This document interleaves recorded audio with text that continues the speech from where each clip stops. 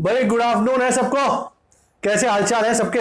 अच्छे हैं भाई। गर्मी तो खत्म होने का नाम नहीं ले रही है। बरसात आएगी एक दिन जरूर आएगी। मैंने देखा था ऊपर क्लाउड्स दिख रहे थे। We are hoping for rains to come. Okay, थोड़ी ठंडक हो मौसम में। तो लास्ट टाइम, अब ठंडक हो या ना हो, अपने को तो आगे बढ़ना है। लास्ट टाइम क्या क्या किया था, let's have a brief brush up.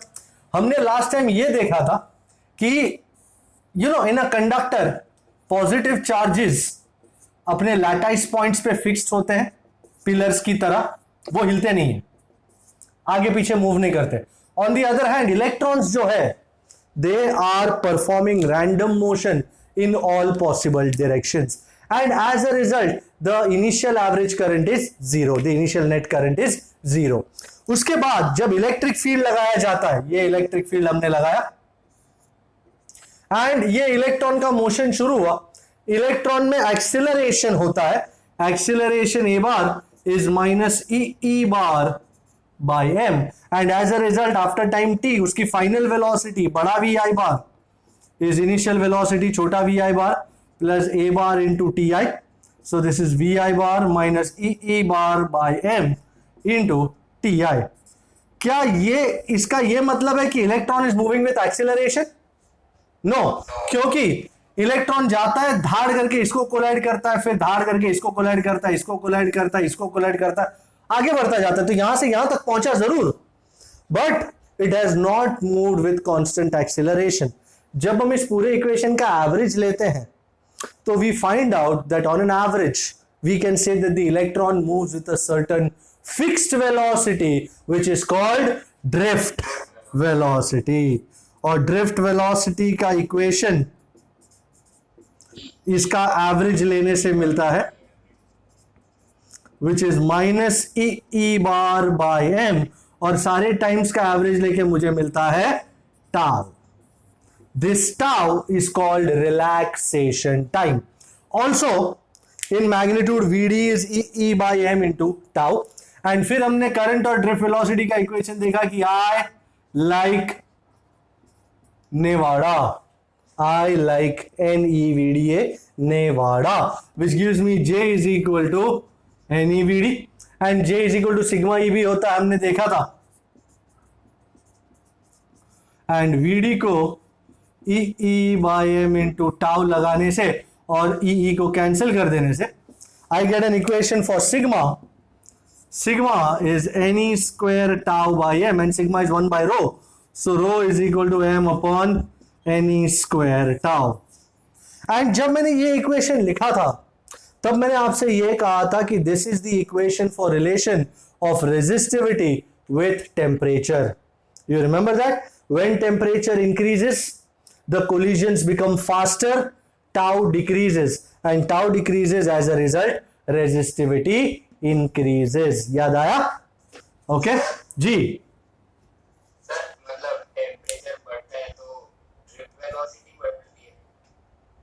Of course drift velocity बढ़ती है, और यहां से यहां तक वो और तेजी से पहुंच जाएगा ना।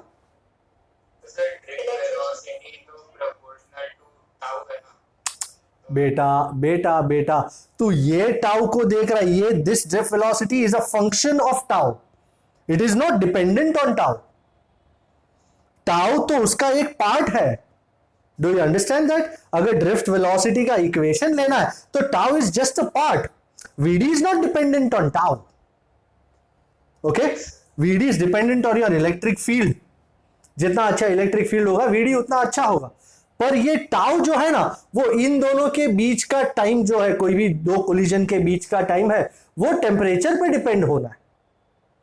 तो अगर तू टेम्परेचर बढ़ा देता है तो ड्रिफ्ट वेलोसिटी बढ़ती है, एज अ रिजल्ट ये जो टाउ है अब यहां से यहां तक पहुंच जाएगा, तो the time taken becomes less, and because the time taken becomes less the rho becomes more. Do you understand that? Okay, so ये इंपॉर्टेंट आइडिया था रेजिस्टिविटी विद टेम्परेचर का। फिर हमने मोबिलिटी देखा। Mobility mu was the ratio of drift velocity per unit electric field. Also mu was sigma by NE. Also mu was E tau by M. ये तीन अलग equations mobility के थे। ऐसा यूनिट था मीटर स्क्वायर पर volt second.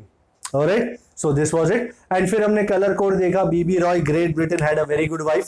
Starting with black, ending with white, starting with 0, ending with 9. पहले दो कलर सीधे ही लगा दो. Third band is the 10⁻⁴ band. अच्छा, थर्ड बैंड में इन कलर्स के अलावा गोल्ड और सिल्वर भी हो सकते हैं. Gold will be 10⁻⁻1, silver will be 10⁻⁻2. And if there is a fourth band, that is called the tolerance band. अगर वो फोर्थ बैंड गोल्ड है तो इट इज ±5%, सिल्वर है तो ±10%, एंड अगर कोई चौथा बैंड ही नहीं है तो it means a tolerance of ±20%. Is this agreeable people? Okay, so आज जैसे मैंने लास्ट टाइम ये शुरू किया था रेजिस्टिविटी और टेम्परेचर का. Now you will ask me कि सर ऐसा कोई इक्वेशन है जो हमको रेजिस्टिविटी को टेम्परेचर के साथ रिलेट कर सके? बिल्कुल है ना मेरे पास. I have got such an equation which relates resistivity with temperature. But before I give you that equation, मैं rho is equal to m upon any square tau को थोड़ा सा ध्यान से फिर से दिखाना चाहता हूं. आप देख लीजिए एक बार. We know rho is m upon any square tau. So अब मैं पहले बात करूंगा फॉर मेटल्स, जिनकी अब तक बात करते आए हैं. For metals, when temperature increases, you know ये जो थर्मल एनर्जी है ये वो इलेक्ट्रॉन्स को मिलती है. Electrons gain thermal energy, so their drift speed, so their Vd increases. Thus time between two successive collisions, जिसको हम टाउ कहते हैं, tau decreases and hence resistivity rho, ये मैंने लास्ट टाइम भी लिखा था, आई रिमेंबर दिस, increases. तो टाउ के घटने से रो बढ़ा. अच्छा, मेटल्स में टेम्परेचर के चेंज होने से एन चेंज नहीं होता, एन में कोई बदलाव नहीं आता. For metals n does not change, n doesn't change drastically, you know, too much would be the right word. तो एन में कोई खास चेंज नहीं आता मेटल्स में.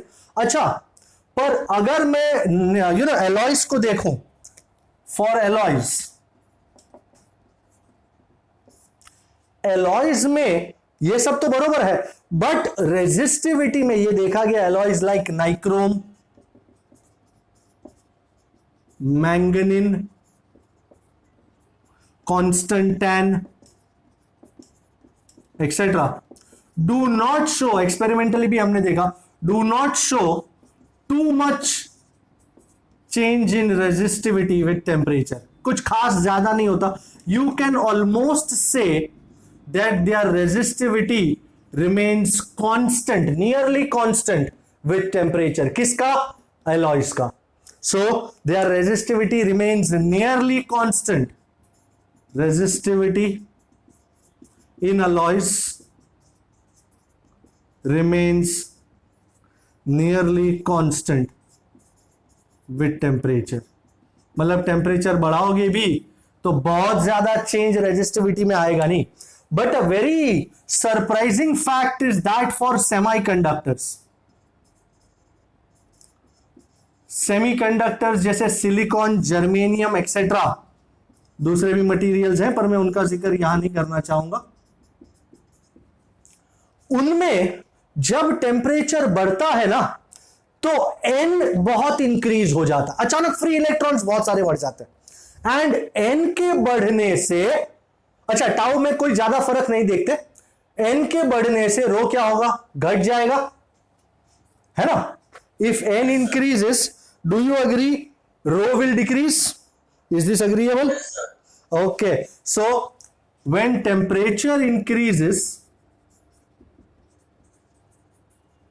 n also increases.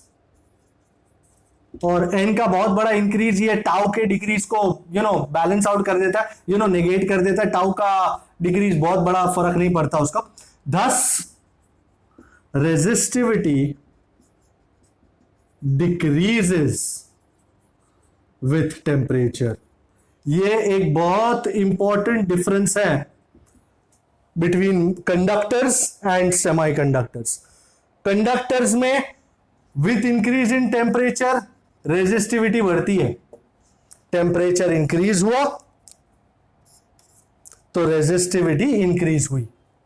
पर यहां सेमीकंडक्टर में टेम्परेचर इंक्रीज हुआ, रेजिस्टिविटी डिक्रीज हुई. एंड अलॉयज में कोई ज्यादा फर्क आता नहीं है. शायद ऑब्जेक्टिव क्वेश्चंस या एमसीक्यूज में यूज होता ही है. तो you can just jot this up and let's move forward. Shall we? Yes sir. Okay. ये काफी फेंट हो गया. Okay. So you just need to write the keywords. That's important. Okay. And now for that $1 million equation. वो एक equation जो numerical solve करने में बहुत कारगर सिद्ध होगा. I know you are waiting for that equation. The relation of resistivity with temperature.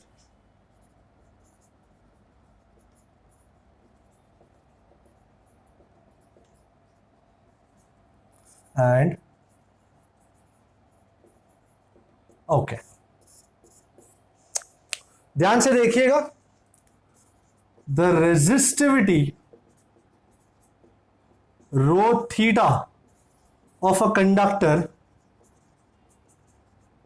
at temperature theta is given as rho theta is rho 0 bracket 1 plus alpha theta minus theta 0. इस equation को derivation की जरूरत नहीं है, ये equation सीधा ही दिया गया है अपने को. Rho theta is rho 0 bracket 1 plus alpha theta minus theta 0. अब रो थीटा तो अपने को पता है रेजिस्टिविटी है, थीटा टेम्परेचर पे, रो 0 अल्फा और थीटा 0 नई चीजें हैं. तो क्या है ये? Here rho 0 is the resistivity of the conductor at a reference temperature theta 0. चाहे वो रूम टेम्परेचर हो, चाहे 0 डिग्री सेल्सियस हो, एट रेफरेंस टेम्परेचर थीटा 0. तो rho 0 is the resistivity at theta 0. Sir alpha कौन है? Alpha is called the temperature coefficient of resistance. Alpha is called the temperature coefficient of resistance, and SI unit of alpha is per degree Celsius या per Kelvin और per Kelvin. अब जैसा ये resistivity के लिए लिखा गया इक्वेशन है, उसी सिमिलरली रेजिस्टेंस के लिए भी लिखा जा सकता है. Similarly the resistance R theta of a conductor at temperature theta. जी बिल्कुल बिल्कुल, बहुत ही बढ़िया, बढ़िया memory. So R theta is R0 bracket 1 plus alpha theta minus theta 0. You'll notice that the basic skeleton of the equation, चाहे वो रो के लिए हो या आर के लिए हो, the basic characteristic remain same. बस यहाँ रो थीटा, यहाँ रो 0, यहाँ आर थीटा, यहाँ R 0. And similarly R 0 is the resistance at reference temperature theta 0, where R 0 is the resistance at reference temperature theta 0. Now मैंने अभी थोड़ी देर पहले कहा था कंडक्टर्स में with increase in temperature resistance भी बढ़ेगा. सो कंडक्टर्स के लिए अल्फा जो है ना पॉजिटिव होगा. On the other hand semiconductors में टेम्परेचर बढ़ाने पर रेजिस्टेंस घटेगा. सो सेमीकंडक्टर में टेम्परेचर बढ़ाने पर रेजिस्टेंस घटेगा, तो सेमीकंडक्टर्स के लिए अल्फा जो है वो नेगेटिव होगा. You understand that? For conductors alpha is positive because increase in temperature, increase in resistance. For semiconductors, alpha is negative, क्योंकि टेम्परेचर बढ़ेगा रेजिस्टेंस घटेगा. तो कभी कभी अल्फा देते हैं कि the alpha of material is minus something something, what can this material be? You know option में दिया होगा conductor, non conductor, semiconductor, alloy. Conductor और एलॉय दोनों में अल्फा पॉजिटिव होगा, बट सेमीकंडक्टर्स में अल्फा जो होगा वो नेगेटिव होगा, याद रहे। Are you taking this up?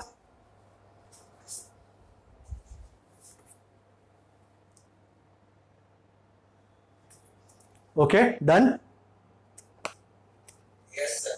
मैं इलस्ट्रेशन लाया हूं करने के लिए। ये इलस्ट्रेशन है number illustration 3.3, page number 105। Can I take this off now? Okay, illustration 3.3, बहुत ही लवली इलस्ट्रेशन। आप मानोगे नहीं, ये एक इक्वेशन पे या ये दो इक्वेशंस पे कुल मिला के 4 से 5 न्यूमेरिकल हैं, और बहुत ही बढ़िया, ये एक ही रिलेशन यूज करने का और 4-5 न्यूमेरिकल क्रैक कर लेने का, दमादम। एनसीईआरटी की टेक्स्ट बुक जिसने बनाई उसको ये कंसेप्ट बहुत अच्छा लगा होगा, I am sure. Okay, he was enamored of that concept. Illustration 3.3 on the roll now. What does it say? An electric toaster uses nichrome for its heating element. When a negligibly small current passes through it, its resistance at room temperature, so theta 0, which is 27 degree Celsius पे, R0 कितना बोला गया? 75.3 ओम। फिर toaster is connected to a 230 volt supply, and the current settles after a few seconds to a steady value of 2.68 ampere. What is the steady temperature theta of the nichrome element? The temperature coefficient resistance of nichrome alpha is 1.70 into 10 raised to minus 4 per degree Celsius. Initially जब बहुत ही छोटा current pass हो रहा room temperature पे, तो coil गर्म नहीं हुआ होगा, तो उसका रेजिस्टेंस हमको दिया हुआ 75.3। फिर करंट पास होना शुरू हुआ, टोस्टर गर्म होना शुरू हुआ, और वो जैसे गर्म हुआ, डू यू एग्री, टेम्परेचर बढ़ा।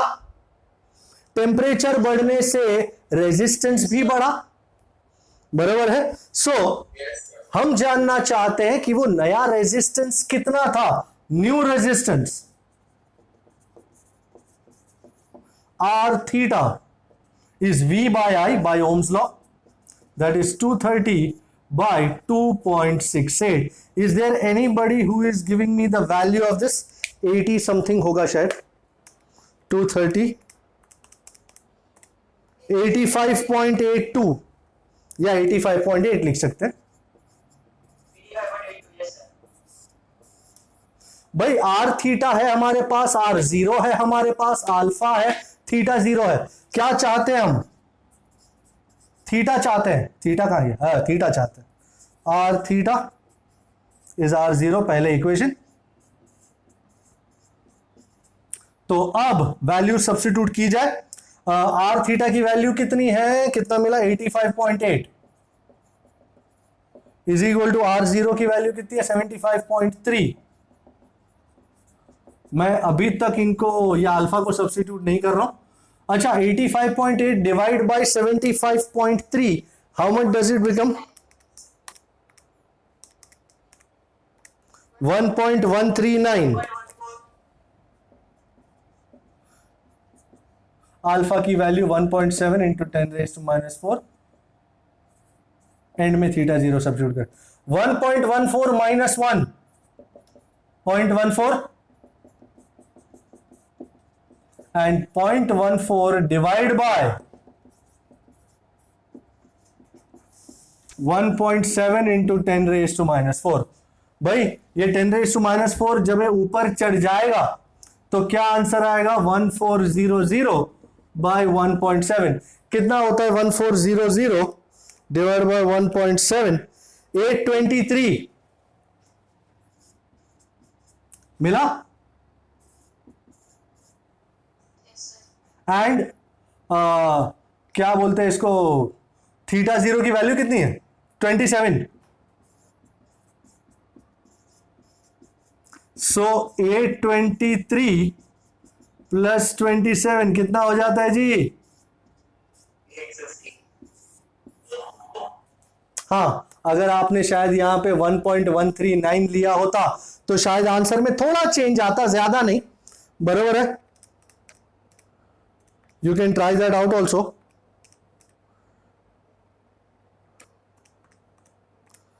है ना, 820 पॉइंट समथिंग आता है कि नहीं? देखा आपने? अगर आप 1.14 ना लेकर 1.139 लेते हो तो यहां पे 820 आता है। I think that is what they have done in the text book, if I am not mistaken, 820 something. हाँ हाँ, मतलब यहां पे अगर 1.139 लिए and you go on doing things and stuff like that, तो यहां पे 820 आ जाता है। But that will not make a very big difference to your answer, because this is what it is, doesn't make a very big difference. All right, check this out please.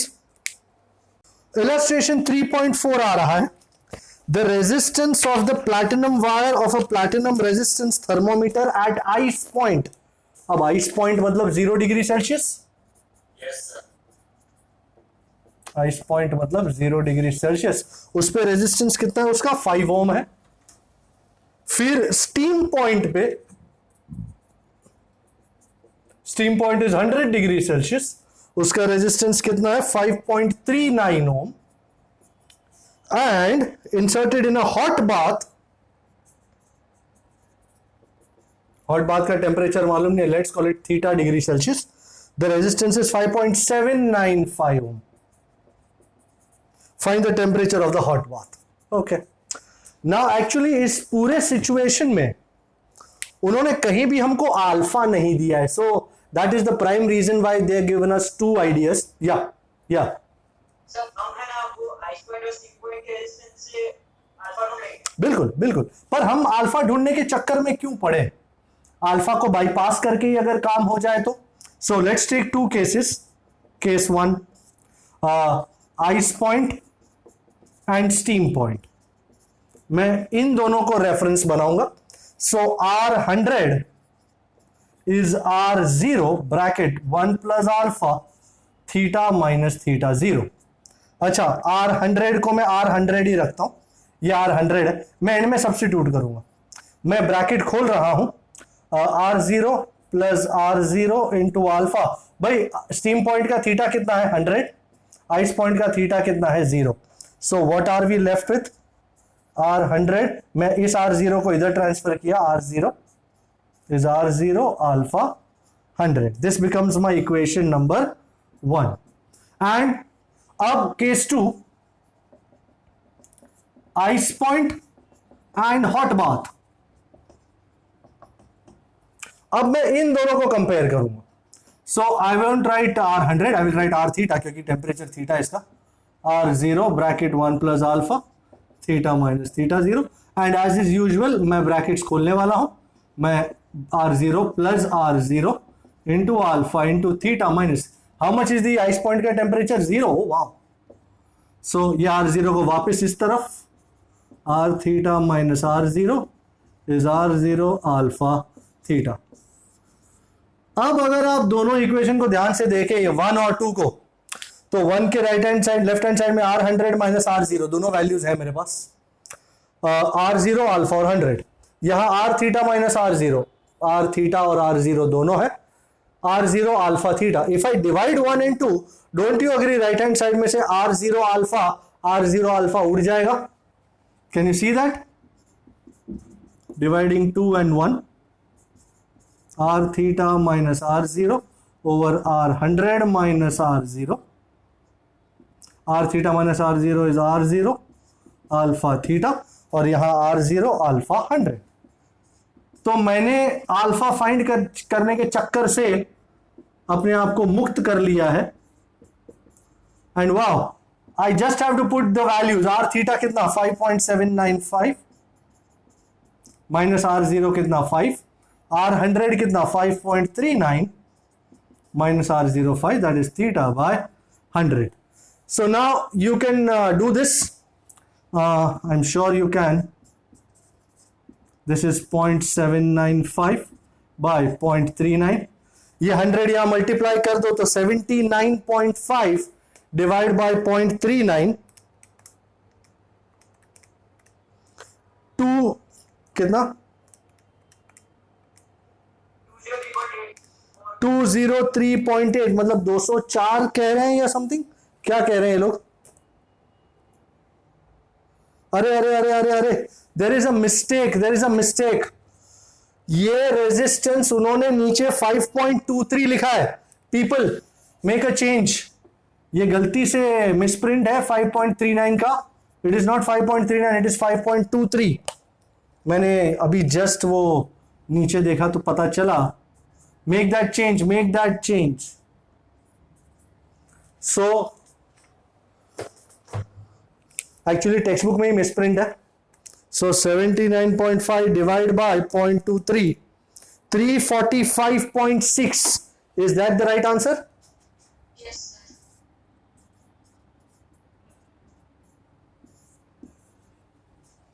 Fair enough. तो भाई text book में भी ये change कर दीजिएगा, मेरे को मौका नहीं मिला था चेंज करने का, इसलिए आज भी मैंने 5.39 ही उठा लिया। Please change your data to 5.23 ohm at steam point, okay, तब जाके सब सही बैठेगा। Okay, can I take this off now? And अब इसी के सहारे मैं करने जा रहा हूं numerical 3.5। Numerical 3.5 is a 3-star numerical and I am taking this off. And if you are going through the numericals list, you will see that numerical 3.5, numerical 3.7, numerical 3.8 ये सब इसी के ऊपर बेस्ड है। सो टोटल मिला के 5 numerical हुए, ये r theta is equal to r0 वाले कंसेप्ट पे। So pretty important stuff this. So as I said, number कौन सा? 3.5। Okay, what does it say? It says at room temperature, which is 27 degrees Celsius, the resistance of a heating element is 100 ohm. Okay. What is the temperature of the element if the resistance theta क्या है? If R theta is found to be 117 ohm, given that the temperature coefficient is 1.7 into 10 raised to -4, I think इससे easy numerical कोई नहीं हो सकता, है ना? सारे किरदार यहीं पे हैं। We know R theta is R0 bracket 1 plus alpha theta minus theta 0। इसमें तो कोई ज्यादा जरूरत भी नहीं है। 117 is equal to R0 कितना 100 ब्रैकेट 1 प्लस अल्फा, ये अल्फा और थीटा 0 एंड में डाल देंगे। 117 बाय 100 कितना होता है जी? अब अल्फा डलेगा। Okay, 1.17 minus 1 is 0.17 divided by 1.7 into 10 raised to -4। भाई ये 10 raised to 4 अगर चढ़ जाए ऊपर तो 1700 डिवाइड बाय 1.7 कितना होता है? 1000। भाई होता है कि नहीं 1000?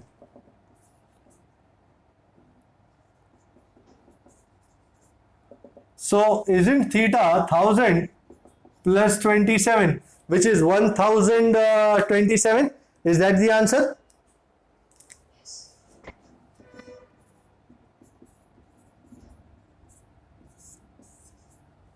Is it checkable?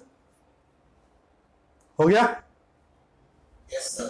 ओके, अब इसके बाद मैं करने जा रहा हूं न्यूमेरिकल 3.8।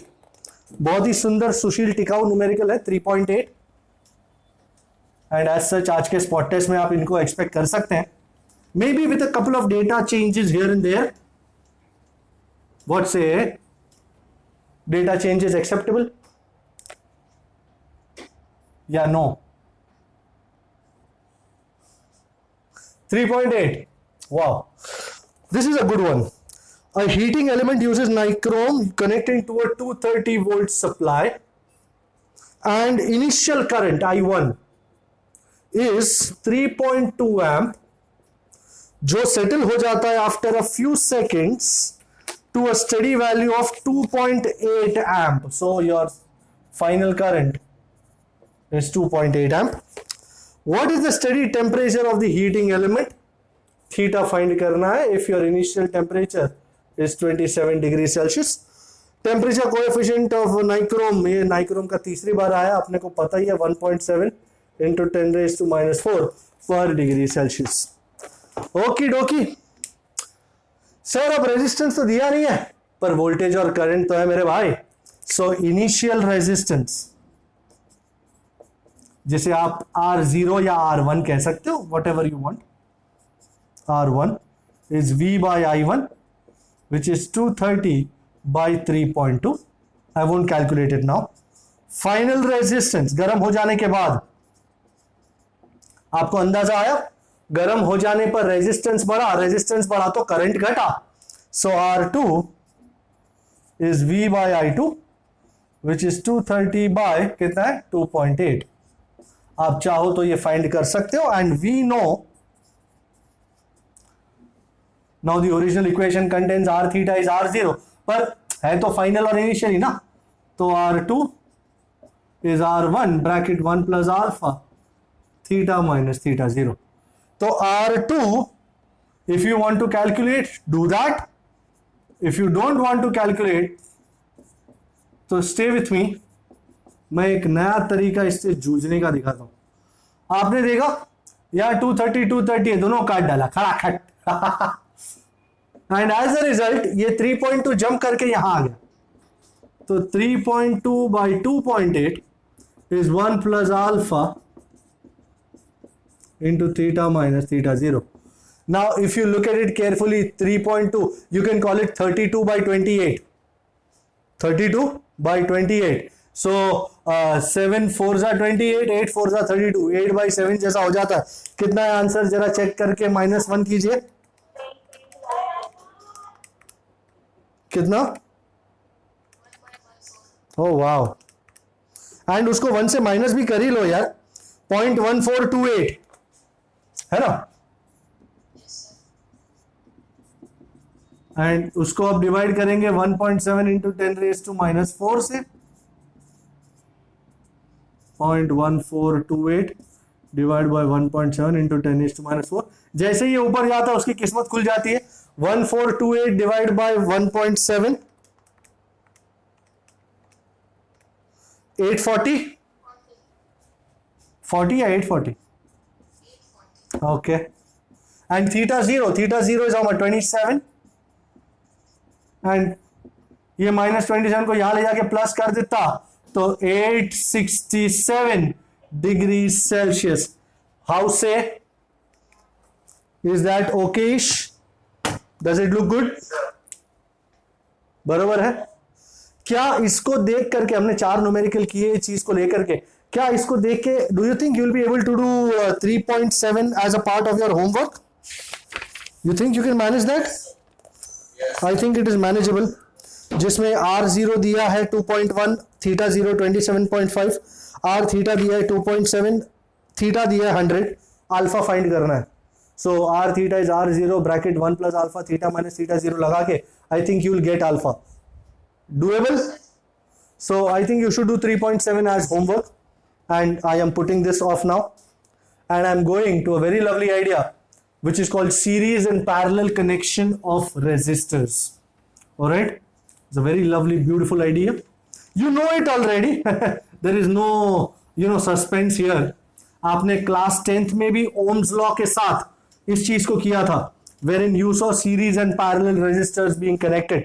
Okay, और चैप्टर 2 में हमने series and parallel capacitors भी तो किया ही है ना। we call this idea resistor connections. And सबसे पहले मैं करूंगा बात सीरीज कनेक्शन ऑफ रेजिस्टर्स की। And as is beautiful, I hope you remember this. ये 2 रेजिस्टर्स हैं R1 and R2 and let me say they are connected to a battery. ये रही की, this is the symbol for a battery and यहां से current flow होना शुरू होता है। पॉजिटिव टर्मिनल में से करंट निकलता है और इसकी तरफ जाता है। R1 के थ्रू करंट आई जाएगा, वहां से निकलेगा, और R2 के थ्रू भी सेम करंट जाएगा और सर्किट में नेगेटिव टर्मिनल में वापस आ जाएगा, circuit is complete. So did you notice one thing, ये दोनों सीरीज में है तो the same current passes through both resistors. So when resistors are in series, very important statement, the same current passes through all resistors. Let me go back a little. You remember capacitor series में हुआ करते थे, तो series में अगर capacitor हो तो उन सबके अक्रॉस कौन सी क्वांटिटी कांस्टेंट हुआ करती थी? Electric charge. सो कैपेसिटर्स में चार्ज कांस्टेंट रहता है, यहां charge upon time current constant रहता है. एंड एज इज यूजुअल वहां भी पीडी डिवाइड होता था, यहां भी पीडी डिवाइड होगा. So this will be V1 and this will be V2. The PD, the net PD, do you agree V is equal to V1 plus V2? V1 plus V2, yes sir. Now V1 is IR1 by Ohm's law. I1 into R. Yes sir. Where is I1 son? I ही तो है Okay sir. है ना, same current है. And V2 is IR2. So V is equal to IR1 plus IR2. मैं इसको common ले लूंगा I को, और ब्रैकेट में आ जाएगा R1 plus R2. Now if I replace both resistors by a new equivalent resistance RS, if the equivalent resistance of the series combination is RS, then I hope you understand the meaning of the word equivalent. मतलब इन दोनों को अगर मैं एक ही resistor से substitute करूं तो वो रेजिस्टर ऐसा हो जो सेम करंट ड्रॉ करता हो उतने ही सप्लाई में से. मतलब वही बैटरी भी, तो करंट भी क्या रहना चाहिए? I. बराबर. सो इन दोनों का equivalent, that is the meaning of the word equivalent.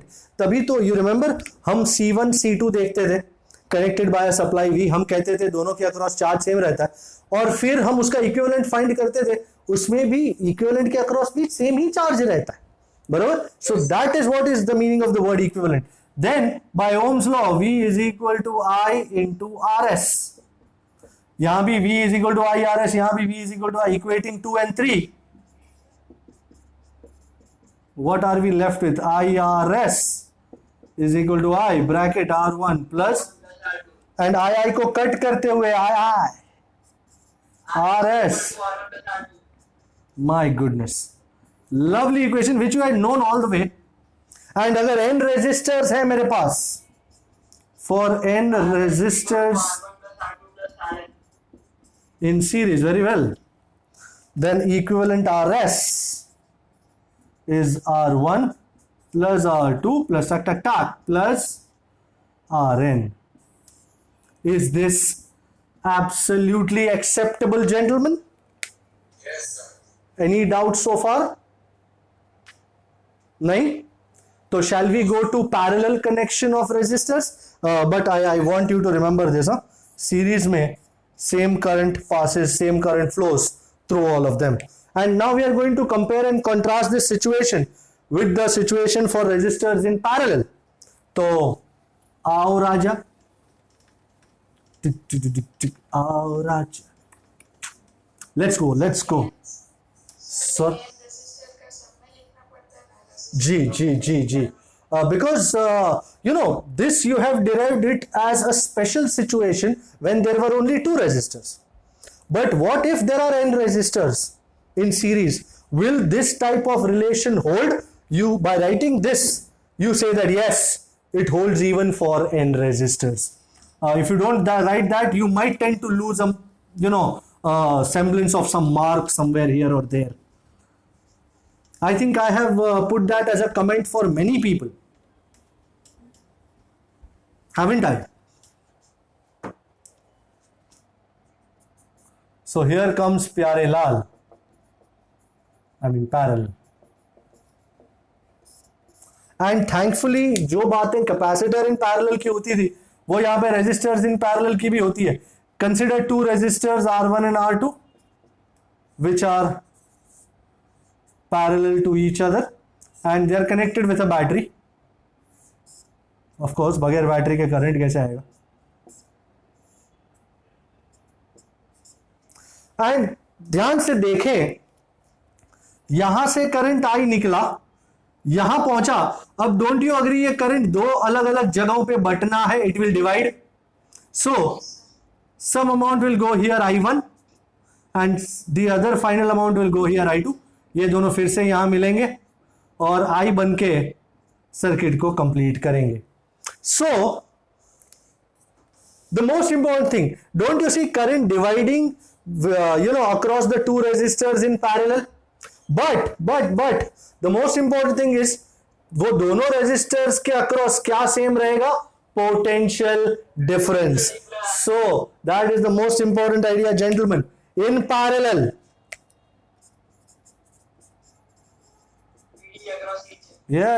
the potential difference across the resistors will remain same, whereas capacitors in parallel होते थे, चार्ज डिवाइड होता था, यहां करंट डिवाइड हो रहा है.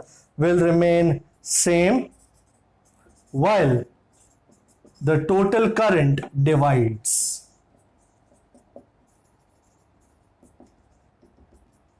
And as a result we'll change the pen.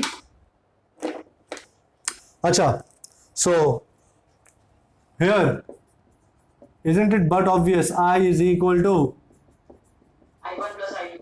वहां पे V is equal to V1 plus V2 था सीरीज में.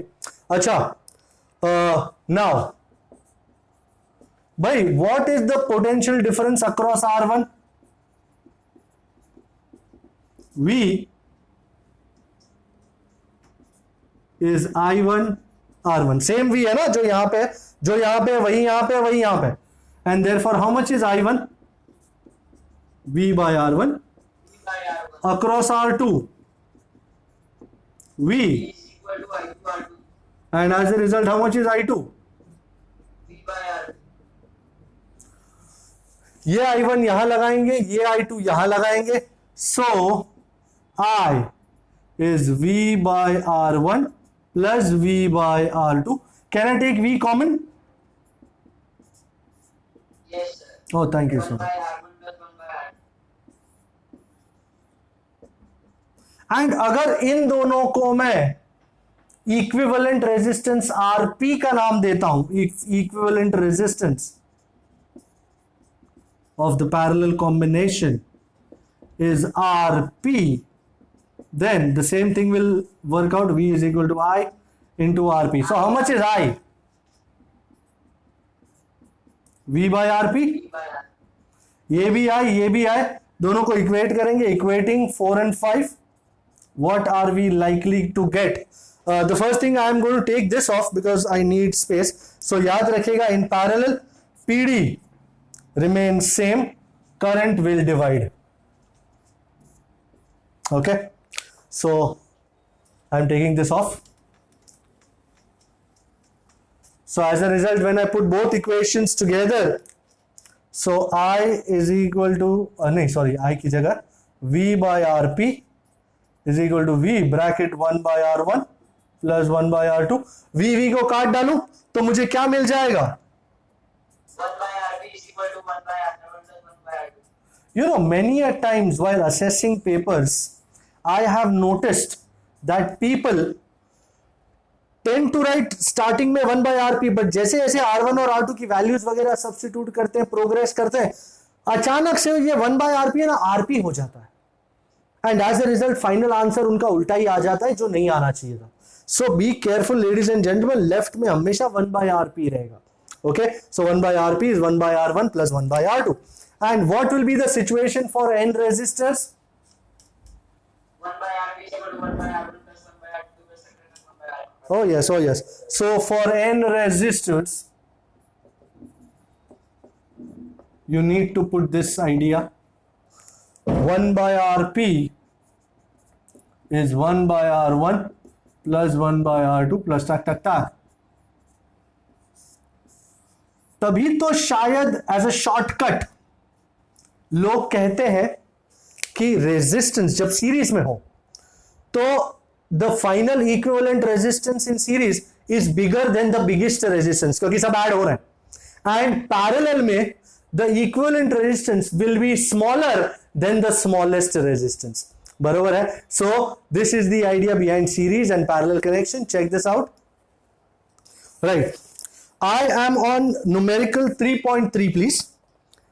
Page number 127 of your textbook. And कुछ बात चली है. Let's see. 3 resistors, 1 ohm, 2 ohm, and 3 ohm. So R1 is 1 ohm, R2 is 2 ohm, and R3 is 3 ohm are in series. Wow. Okay. What is the total resistance of the combination? RS मांगा है. And second set में, if the combination is connected to a battery of EMF 12 volt and negligible internal resistance, obtain the potential drop across each resistor. V1, V2, V3 मांगा है. Okay. So quite a lovely idea. पहले diagram draw करेंगे. Always draw diagram in order to dispel any doubts. So ये combination है R1 1 ohm, R2 2 ohm and R3 3 ओम और एक battery के साथ कनेक्ट किया. जी, वोल्टेज मैं आपको लेके जाऊंगा थोड़ी देर बाद ईएमएफ और वोल्टेज के दुनिया में. वहां पे आपको बताऊंगा क्या है ईएमएफ, क्या वोल्टेज होता है. Now understand this. First things first, series में है, यहां से करंट चला. बराबर, इस बैटरी में से करंट निकला, टक टक टक टक टक, इसके अक्रॉस आई. इसके अक्रॉस कितना? आई. इसके अक्रॉस कितना? I. Can you see series में the same current flows through each resistor? ये हमको पता ही है. First things first, equivalent resistance चाहिए. So in series equivalent resistance 1 by, series में है 1 बाय लगा रहे. RS is R1 plus R2 plus R3. R1 कितना है? 1 ohm plus 2 ohm plus 3 ohm. 3 प्लस 2 5 and 1 6. Oh my god, too much. So RS is 6 ohm. The equivalent is 6 ohm. अब अपने को PD फाइंड करने होगा. This was your first part A. You need to find V1, you need to find V2, you need to find V3. V1, V2, V3 तभी मिलेगा. R1, R2, R3 तो है आपके पास, पर I नहीं है. तो I के मिलने पर ही आपको V मिलेगा. Now current through the circuit I is simply V by equivalent resistance RS. V कितना है? 12 by 6 and that is how much? 2 ampere. So the PD across R1 is V1 is I into R1. I कितना है? 2 and R1 कितना है भाई साहब? 1 ohm by 2 1 जा 2 volt. PD across R2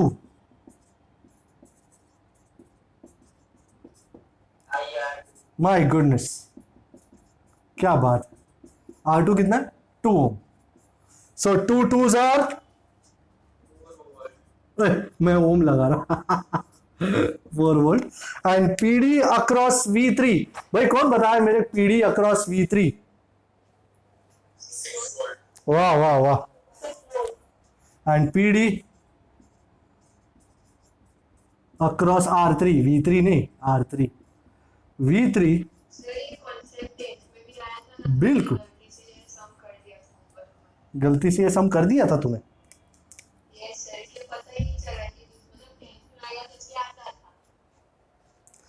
भाई ये बरोबर है, बट मैंने ये बहुत नोटिस किया है, लोग है ना ये स्टेटमेंट्स लिखते ही नहीं है, सीधा V1 is this, V2 is this, V3 is this. यार क्यों मुसीबत मोल रहे हो? यहां भी करंट थ्रू द सर्किट कुछ लिखेंगे नहीं, I is V by R S. आपको अगर ये लगता है कि सिर्फ ये इक्वेशन लिख देने से आपको पूरे मार्क्स अवार्ड होंगे तो ये आपकी गलती है। आप सिर्फ करंट लिखो ना तो भी चलेगा, पर वो लिखना जरूरी है, नहीं तो अचानक से आप I is equal to V by R S, भाई क्या है I?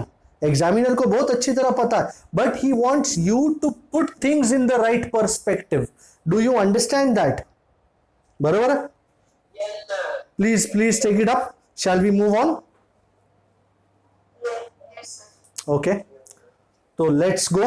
I think this will be the last theory topic of the day. Very lovely topic.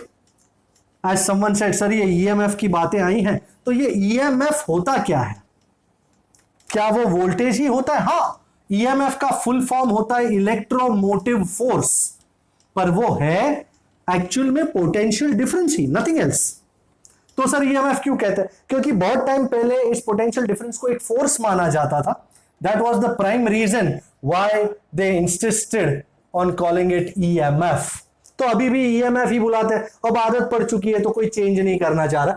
EMF का फुल फॉर्म है electromotive force, but it is not a force, it is potential difference. Okay, let me take the idea of a cell and show you what exactly it is. मेरे पास this is an electrolytic cell,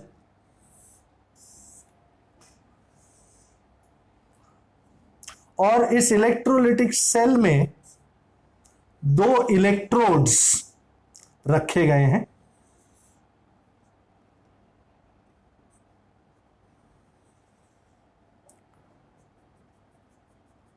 ये पहला डंडा, I am trying to make a good diagram but I don't know whether I will be successful और not, क्योंकि pen से book में अच्छा डायग्राम बन जाता, पर बोर्ड पे है ना लाइनें सीधी नहीं बैठती। Some people might disagree, but it's the true story. अरे मोटी हो गई बीच में, देखा। अब उसने मोटी होने का फैसला कर ही लिया तो क्या कर सकते है ना? किसी ने फैसला कर लिया कि मेरे को मोटा ही होना है, तो उसको कोई हेल्प आउट नहीं कर सकता। जिम के देवता भी आ जाए, कछु ना कर सकते। तो this is point P, this is, let us call it, ये है पॉइंट A, ये है point B। Point A and B electrolyte में है, एंड ये है point N। Okay, I have tried to draw a good circuit but you never know. And बीच में ना ये सोल्यूशन भरा हुआ है।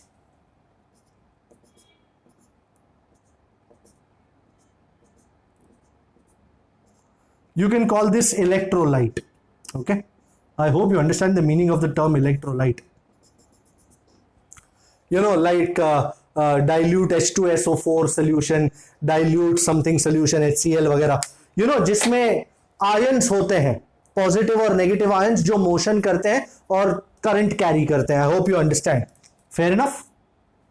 Okay, now first things first, you can see that this is the electrolyte.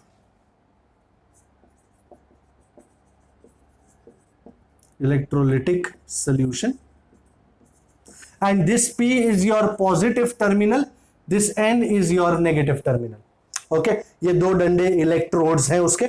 So consider this situation, consider an electrolyte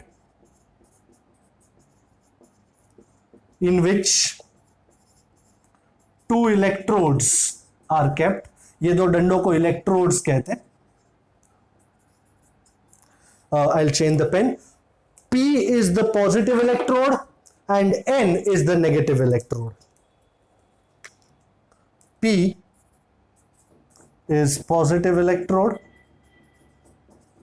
and N is the negative electrode.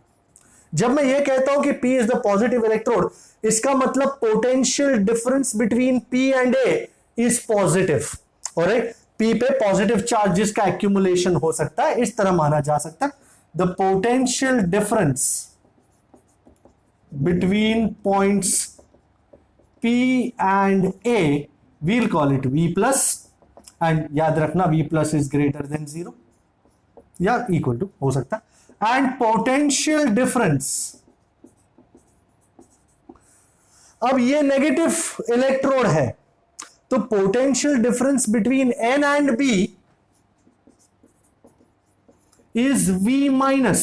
अब ये V minus का भी मैग्नीट्यूड जो है, ये मैग्नीट्यूड है उसका, ये नेगेटिव टर्मिनल, ये नेगेटिव पोटेंशियल पे है, ये पॉजिटिव पोटेंशियल पे है, ये नेगेटिव पोटेंशियल पे है। Let me call this equation number 2। Now फिलहाल is there any current flowing in the circuit? देखो तो जरा, No, sir. you know this is as similar to having a battery। आप अगर दुकान में लेने जाते हो, मेरे को एक एवर रेडी की बैटरी देना, तो वो एवर रेडी की बैटरी आपको देता है, वो एवर रेडी की बैटरी अपने कवर में है, प्लास्टिक के कवर में, क्या उसके थ्रू कोई भी करंट फ्लो हो रहा है? क्योंकि वो किसी के साथ कनेक्टेड ही नहीं है, तो करंट फ्लो हो रहा नहीं है। सो is there any transfer of electrolytes between A and B? कोई आयंस ट्रांसफर हो रहे A और B के बीच में? नहीं सर, कुछ भी नहीं हो रहा, क्योंकि करंट ही फ्लो नहीं कर रहा है सर्किट में, तो A और B के बीच में भी कोई ट्रांसफर ऑफ चार्जेस नहीं हो रहा है। So this cell is not connected to any resistor, so no current flows in the circuit.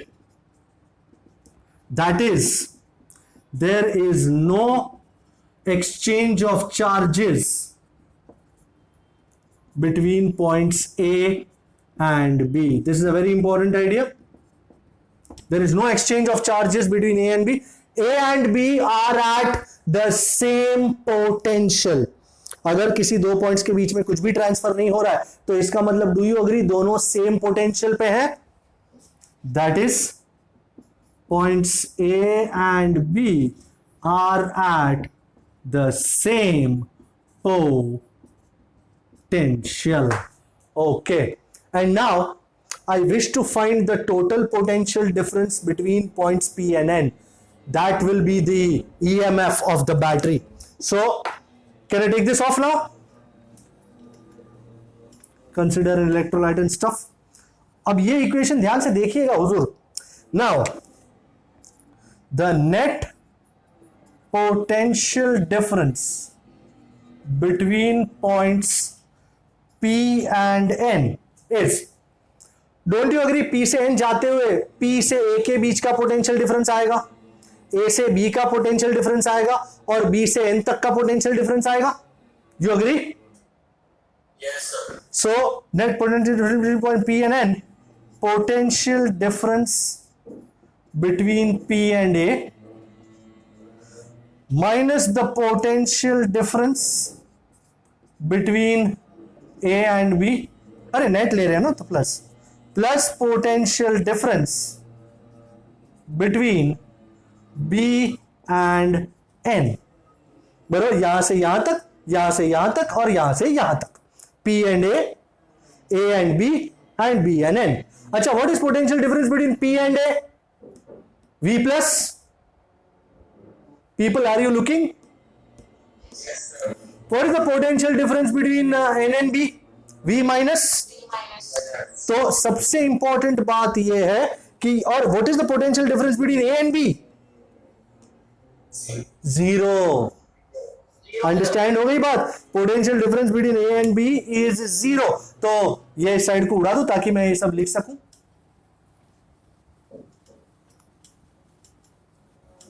Sir तो V प्लस V माइनस होगा ना? जी जी जी जी जी, बिल्कुल सही पकड़े हैं एकदम। तो इसको अच्छी तरह लिखना जरूरी है।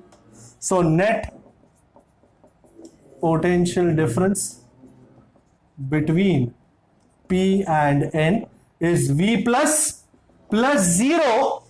एंड अच्छा, B and N के बीच में फाइंड करना है भाई। N और B के बीच में कितना था? V माइनस था ना, V माइनस था। और B और N के बीच में कितना होगा? Minus V minus.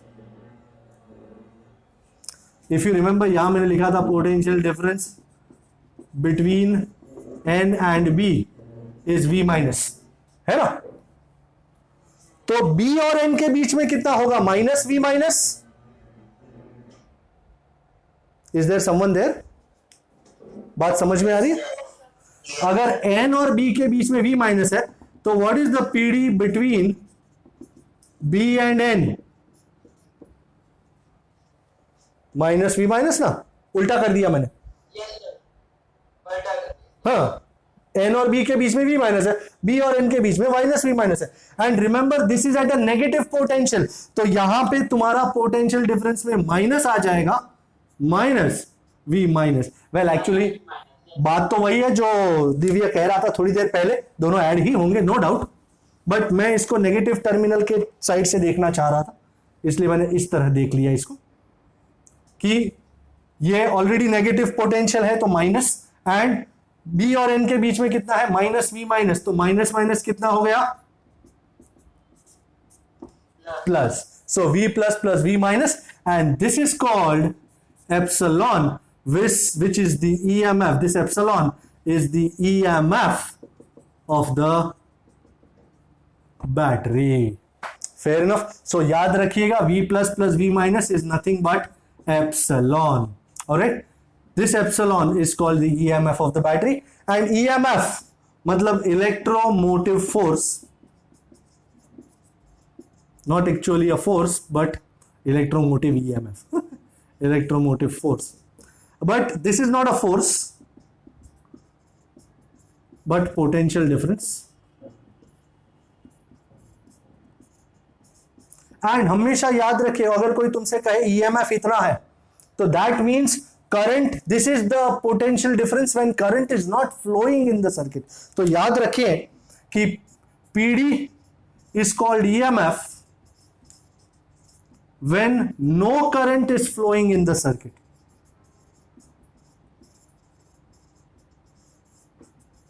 Through the circuit, through the battery. This is also called open circuit condition. क्या कहते हैं इसको? Open circuit. CKT circuit. Yes circuit, ऐसा सर्किट का भी शॉर्ट फॉर्म CKT था. ओके हाँ हाँ, PD potential difference is called EMF. जब ये बैटरी कहीं पे कनेक्ट नहीं हुई है, कोई करंट फ्लो हो रहा है सर्किट में? नो. जैसे तू जो बैटरी लेने जाती है बाजार में, उसके ऊपर तूने देखा लिखा होता है 1.5 वोल्ट. वो 1.5 वोल्ट उस बैटरी का EMF है. जब करंट फ्लो नहीं कर रहा है बैटरी के थ्रू, तब उन दोनों टर्मिनल्स के बीच कितना पोटेंशियल डिफरेंस है? 1.5 वोल्ट का. Alright, potential difference between the positive and the negative electrodes is 1.5 volt. That is what is called EMF. अब माइंड में ये प्रश्न नहीं उठता कि सर अब अगर मैं इसको लगा दूं किसी के अक्रॉस तो करंट फ्लो होगा, तो क्या होगा? Don't you think so? है ना? तो अब टाइटल चेंज हो जाएगा, एंड टाइटल, अच्छा I am taking all this of. अब टाइटल का नाम आता है, पर पहले सर्किट आता है. ये मैंने अब इसको रेजिस्टर के साथ लगाया, एंड आप देखिए पहले नाम क्या था? EMF. अब नाम क्या है?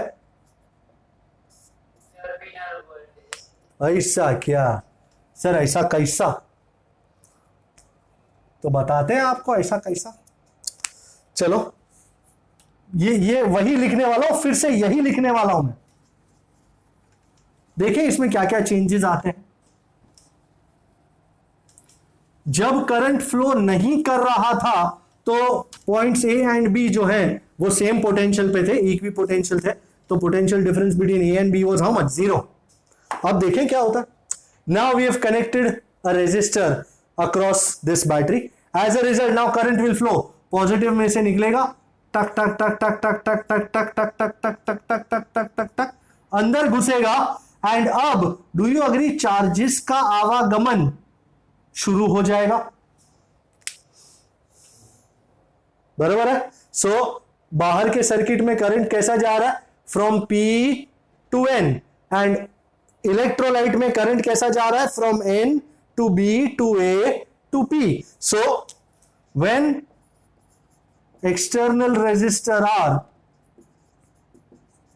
is connected, then current starts flowing in the outer circuit, CKT circuit. It flows from P to resistor R to N, while inside the electrolyte, in the electrolyte,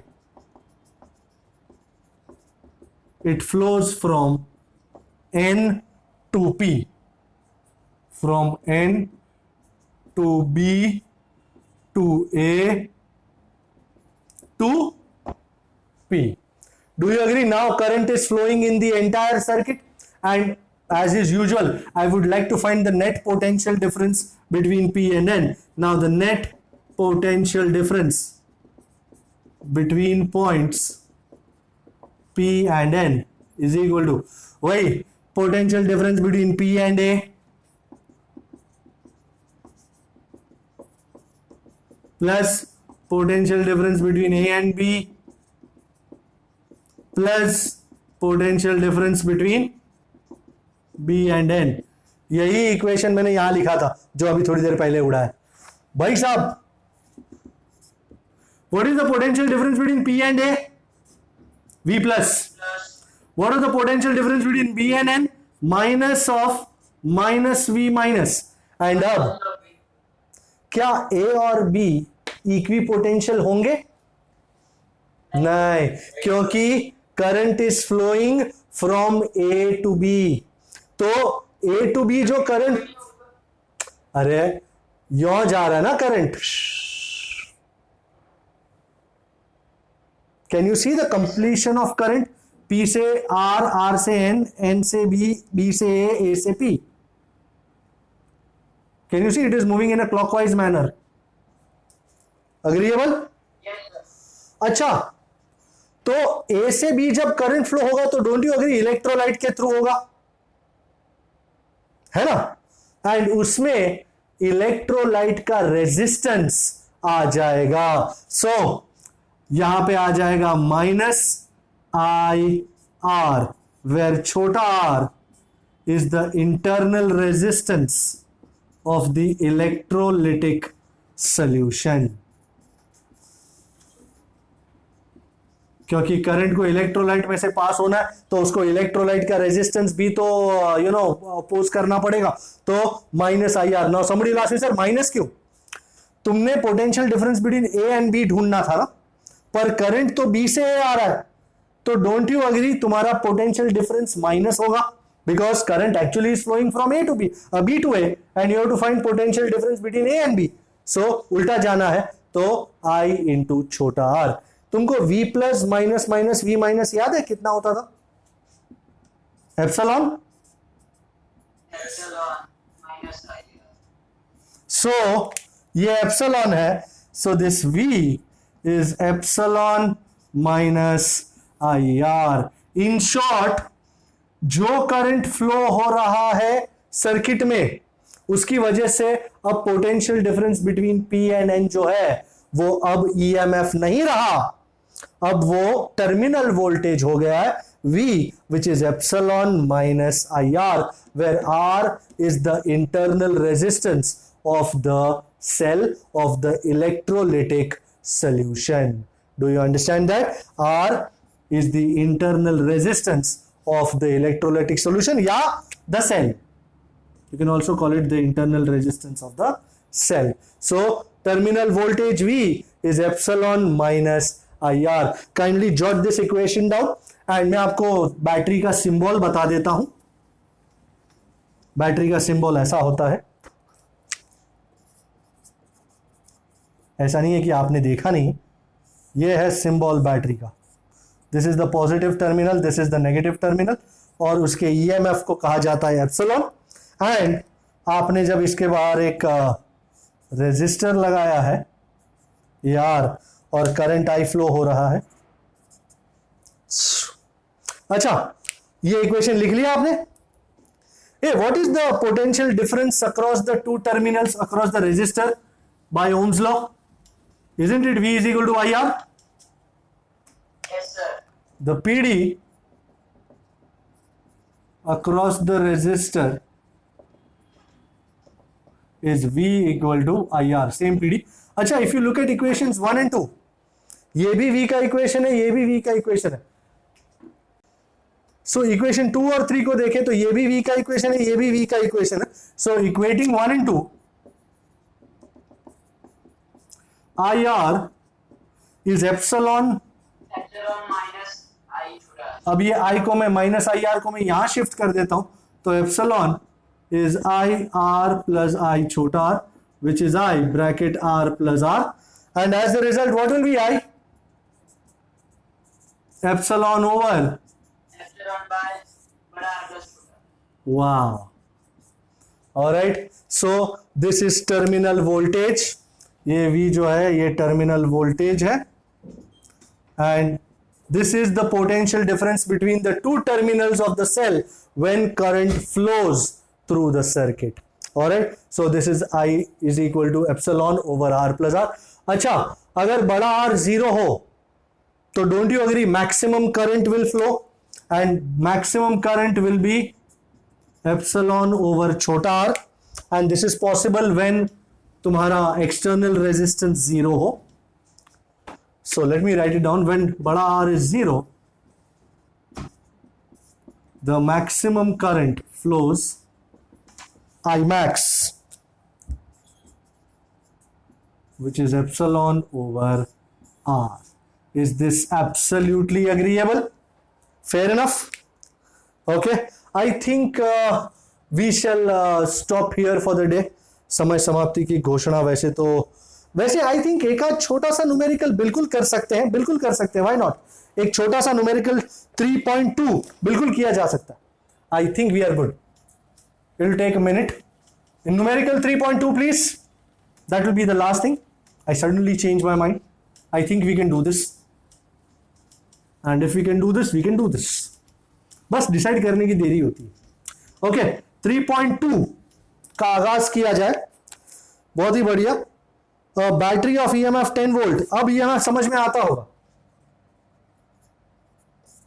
EMF 10 volt and internal resistance छोटा r 3 ohm is connected to a resistor. Okay, resistor को नाम देते R. If the current in the circuit is 0.5 amp, what is the resistance of the resistor? R find करना है. क्या बात है. What is the terminal voltage of the battery when circuit is closed? Okay, भाई circuit कुछ इस तरह है. मैं बनाने की चेष्टा कर रहा हूं. ये एप्सिलॉन है, ये छोटा r है, इंटरनल रेजिस्टेंस बार बना दिया मैंने, और ये आपका बड़ा रेजिस्टेंस है external, and current I is flowing through this. आप तो जानते ही हैं I इज एप्सिलॉन ओवर बड़ा R प्लस छोटा r. बड़ा R plus छोटा। तो मेरे पास I है कितना है 0.5, एप्सिलॉन कितना है 10 ओवर बड़ा R प्लस छोटा r कितना है 3. अरे यार ये तो पप्पू जैसी बात है. 10 by 0.5 is how much? 20, and as a result 20 minus 3, what is your R? My goodness. And now you want to find the terminal voltage. आप कोई भी तरीके से टर्मिनल वोल्टेज फाइंड कर सकते हो. V is equal to I बड़ा R से, या V is equal to epsilon minus I R से. आपको जो अच्छा लगे. एप्सिलॉन माइनस आई छोटा r, मैं वो करता हूं. 10 माइनस आई कितना है? आई कितना है 0.5 इंटू 3, सो 10 माइनस 1.5. 10 माइनस 1.5 कितना श्रीमान? 8.5। आप अगर I इंटू बड़ा R भी करते ना तो भी आंसर यही आता, 8.5 volt. So I think this is the last thing for the day. Thank you very much for letting me do this, and you go on and practice this, and we'll see you next time. Take care. Bye bye.